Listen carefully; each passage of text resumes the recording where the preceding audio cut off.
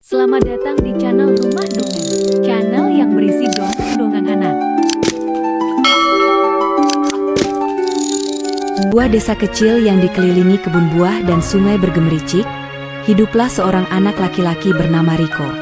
Riko adalah anak yang ceria, penuh rasa ingin tahu, dan selalu siap untuk berlari-lari di bawah sinar matahari. Hal yang paling menonjol dari Riko adalah senyumnya. Oh, senyum Riko. Ketika ia tersenyum, rasanya seluruh dunia ikut bersinar. Giginya putih bersih, berjejer rapi bagai mutiara kecil yang berderet di sepanjang pelangi. Bagi Riko, giginya itu bukan sekadar gigi. Ia punya rahasia kecilnya sendiri. Di dalam benaknya, giginya adalah bintang-bintang langit mulut yang selalu ia jaga agar tetap berkilauan. Setiap pagi setelah bangun tidur dan setiap malam sebelum terlelap, Riko dengan rajin merawat bintang-bintangnya itu.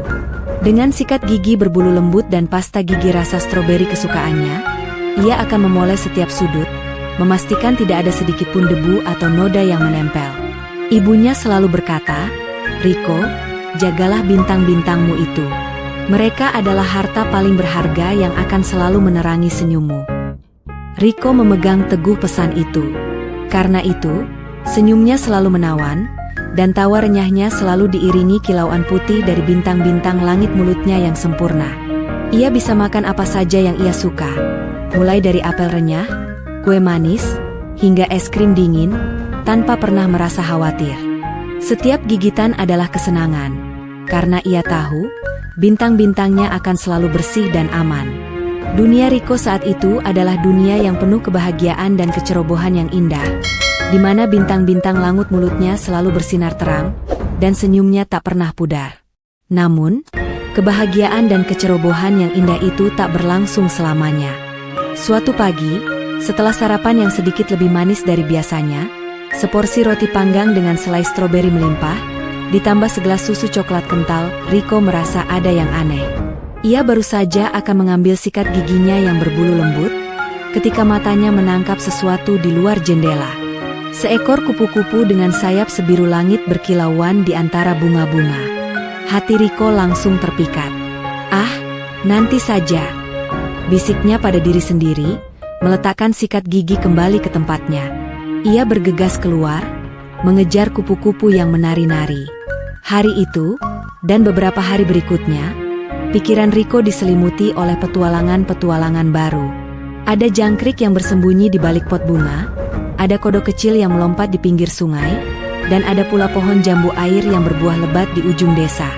Setiap kali teringat akan sikat giginya, selalu saja ada hal lain yang terasa lebih menarik dan mendesak. "Ah, besok saja," pikirnya, atau, "tidak apa-apa, sebentar saja."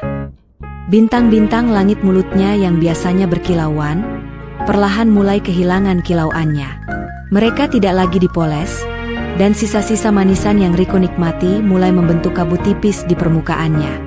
Mendung mulai menyelimuti langit mulut Riko. Suatu siang, saat ia sedang asyik menggigit apel merah kesukaannya, tiba-tiba sebuah sensasi tak menyenangkan menusuk salah satu giginya. Bukan rasa sakit yang menyengat, melainkan seperti sentuhan dingin yang asing, diikuti oleh perasaan ngilu yang tak pernah ia rasakan sebelumnya. Gigitan apelnya terhenti. Ia mencoba menggigit lagi, namun sensasi itu kembali, bahkan sedikit lebih kuat. Riko merasa bingung dan sedikit takut. Ia tidak tahu apa yang sedang terjadi pada bintang-bintang langit mulutnya. Riko merasa bingung dan sedikit takut dengan sensasi aneh yang tak pernah ia rasakan sebelumnya. Rasa ngilu itu, yang sebelumnya hanya seperti sentuhan dingin, kini seringkali datang tanpa diundang. Terutama setelah ia menikmati makanan manis atau dingin, bintang-bintang langit mulutnya terasa semakin tidak nyaman.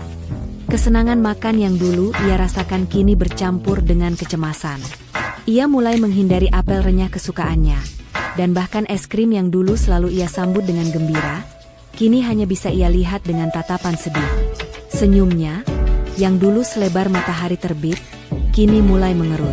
Ia jadi sering menutupi mulutnya dengan tangan saat tertawa, takut bintang-bintang langit mulutnya yang tak lagi berkilau terlihat oleh orang lain. Suatu malam, saat ia berbaring di tempat tidur, Riko memberanikan diri mendekati cermin kecilnya. Dengan penerangan temaram dari lampu tidur, ia membuka mulutnya lebar-lebar. Betapa terkejutnya Riko. Di beberapa bintang langit mulutnya, terutama di bagian belakang yang sering ia abaikan, muncul titik-titik hitam kecil yang menyerupai karang di dasar laut yang gelap. Karang-karang hitam itu seolah merangkak perlahan, membuat bintang-bintangnya kehilangan cahaya. Bukan hanya itu, ia juga melihat beberapa bintang yang tadinya putih bersih, kini tampak kusam dan kekuningan. Riko merasa ngeri. Ia merasa seolah langit di dalam mulutnya sedang dilanda badai, dan bintang-bintangnya terancam jatuh. Riko tahu ia harus melakukan sesuatu. Ia teringat akan pesan ibunya tentang menjaga harta berharga. Dalam hati, Riko menetapkan sebuah tujuan. Ia harus menyelamatkan bintang-bintang langit mulutnya dari karang-karang hitam itu dan mengembalikan senyumnya yang bersinar. Namun, rintangan pertama dan terbesar adalah dirinya sendiri. Setiap kali ia mengambil sikat gigi, rasa malas dan kebiasaan lama selalu membujuknya untuk menunda. Ada bisikan halus yang berkata, "Nanti saja, tidak akan terjadi apa-apa." Bisikan itu terasa sangat kuat, seolah karang hitam di giginya tidak hanya merusak permata, tetapi juga mengikis tekadnya. Riko tahu, pertarungan ini bukan hanya melawan karang hitam di giginya, tetapi juga melawan bisikan kemalasan di dalam hatinya sendiri. Pertarungan melawan bisikan kemalasan di dalam hatinya sendiri terasa jauh lebih sulit dari yang Riko bayangkan. Ia mencoba, benar-benar mencoba. Beberapa kali ia mengambil sikat gigi, memandang cermin dengan tekad membara.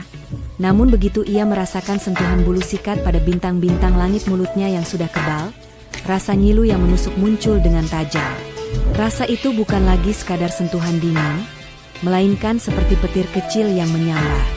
Bintang-bintangnya terasa begitu rapuh, seolah sentuhan sedikit saja akan membuatnya hancur berkeping. Bisikan kemalasan pun semakin kuat, membujuknya untuk menyerah, mengatakan bahwa semua sudah terlambat. Sudah terlalu sakit, Riko, bisik suara itu, lebih baik biarkan saja. Hari demi hari berlalu, senyum Riko semakin jarang terlihat. Ia tidak lagi tertawa lepas, bahkan ketika teman-temannya mengajaknya bermain. Wajahnya sering meringis menahan sakit, terutama saat mengunyah makanan.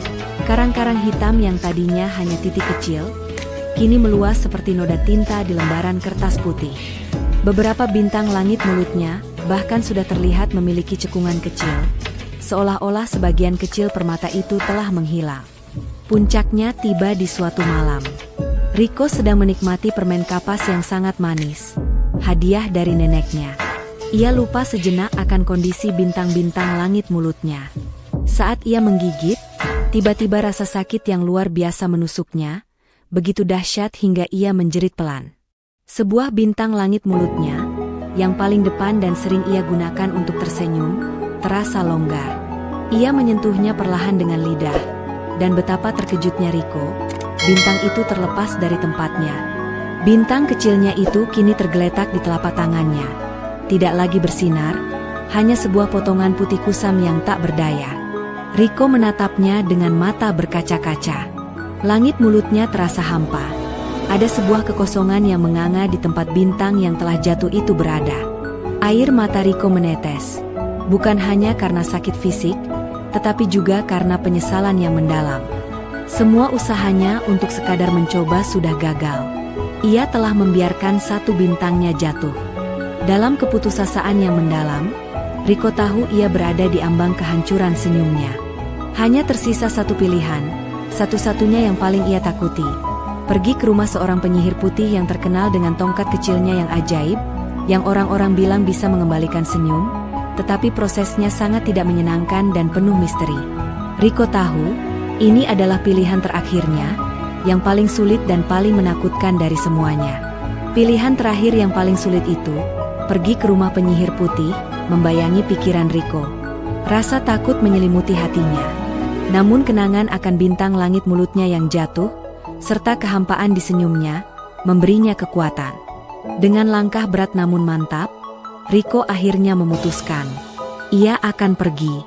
Pagi berikutnya, dengan sisa keberanian yang ia kumpulkan, Riko melangkahkan kakinya menuju rumah penyihir putih yang terletak di pinggir hutan, sebuah tempat yang selalu ia hindari karena cerita-cerita misterius tentang tongkat kecilnya yang berputar dan suara mendesis aneh. Sesampainya di sana, Riko disambut oleh seorang wanita parubaya dengan senyum ramah namun sorot mata yang tajam. Ia bukanlah penyihir seram seperti yang dibayangkan, melainkan seorang penyihir putih yang sangat terampil merawat bintang-bintang yang merana. Dengan tongkat kecilnya yang berputar perlahan dan cermin pembesar ajaib, ia menunjukkan pada Riko seberapa jauh karang hitam telah merayap. Prosesnya memang tidak menyenangkan. Ada suara-suara aneh dari tongkat yang berputar, rasa ngilu yang datang dan pergi, serta sensasi dingin yang menusuk. Riko harus menahan diri dengan sekuat tenaga, memejamkan mata erat-erat, dan berpegangan pada harapan akan senyumnya yang kembali. Setiap kali rasa sakit terasa tak tertahankan, ia membayangkan bintang-bintang langit mulutnya bersinar terang, dan senyumnya kembali selebar dulu. Perjuangan itu berlangsung lama, terasa seperti berjam-jam. Namun, Riko tidak menyerah. Ia tahu ini adalah satu-satunya jalan untuk menebus kelalaiannya. Perlahan tapi pasti, penyihir putih membersihkan setiap sudut yang tertutup karang hitam, mengisi lubang-lubang kecil, dan memoles kembali bintang-bintang langit mulut Riko. Ketika semuanya selesai, Riko merasa seolah beban berat telah terangkat dari pundaknya. Penyihir putih tersenyum, "Bintang-bintangmu sudah kembali bersinar, pangeran cilik. Tapi ingat, merawat mereka adalah tugasmu setiap hari." Riko mengangguk, kali ini dengan pemahaman yang dalam. Ia berjanji dalam hati tidak akan pernah lagi menunda. Sejak hari itu, Riko kembali menjadi anak yang ceria. Ia tidak lagi khawatir. Ia tahu cara merawat bintang-bintang langit mulutnya agar tidak ada lagi yang jatuh. Senyumnya, yang tadinya memudar, kini bersinar jauh lebih terang dari sebelumnya. Karena di baliknya ada kisah tentang pelajaran berharga dan keberanian seorang anak yang berhasil menyelamatkan bintang-bintangnya sendiri. Sejak hari itu, Riko kembali menjadi anak yang ceria, dan senyumnya bersinar jauh lebih terang dari sebelumnya. Karena di baliknya ada kisah tentang pelajaran berharga dan keberanian seorang anak yang berhasil menyelamatkan bintang-bintangnya sendiri. Bintang-bintang langit mulutnya kini tidak hanya putih dan bersih, tetapi juga memancarkan kebijaksanaan dari pengalaman pahit yang telah ia lalui. Riko tak pernah lagi menunda, tak pernah lagi membiarkan bisikan malas menguasai dirinya. Setiap pagi dan malam, ia dengan sukarela dan penuh perhatian merawat bintang-bintangnya, bukan karena takut lagi, melainkan karena ia memahami nilai sejati dari setiap cahaya kecil itu. Ia bahkan berbagi kisahnya dengan teman-temannya, menceritakan tentang karang hitam yang menyeramkan, bintang yang terjatuh, dan keberanian yang ia temukan untuk menghadapi ketakutannya. Ceritanya menjadi pengingat yang lembut bagi mereka semua, bahwa harta yang paling berharga seringkali adalah yang paling mudah diabaikan. Senyum Riko bukan hanya indah dipandang, tetapi juga menjadi cerminan dari ketekunan dan tanggung jawab. Maka, kisah Riko, seorang anak yang pernah membiarkan bintang-bintang langit mulutnya merana hingga hampir terjatuh, menjadi dongeng yang diceritakan dari generasi ke generasi. Ini adalah pengingat bahwa keindahan yang kita miliki, baik di dalam maupun di luar, memerlukan perhatian dan kasih sayang yang berkelanjutan. Karena seperti bintang-bintang di langit malam, bintang-bintang di langit mulut kita juga akan tetap bersinar terang dan abadi, asalkan kita menjaganya dengan sepenuh hati. Dan dengan begitu, senyum akan selalu memancarkan cahaya kebahagiaan, tidak pernah pudar, untuk selamanya. Terima kasih telah menonton channel Rumah Dongeng. Nantikan cerita-cerita dongeng berikutnya.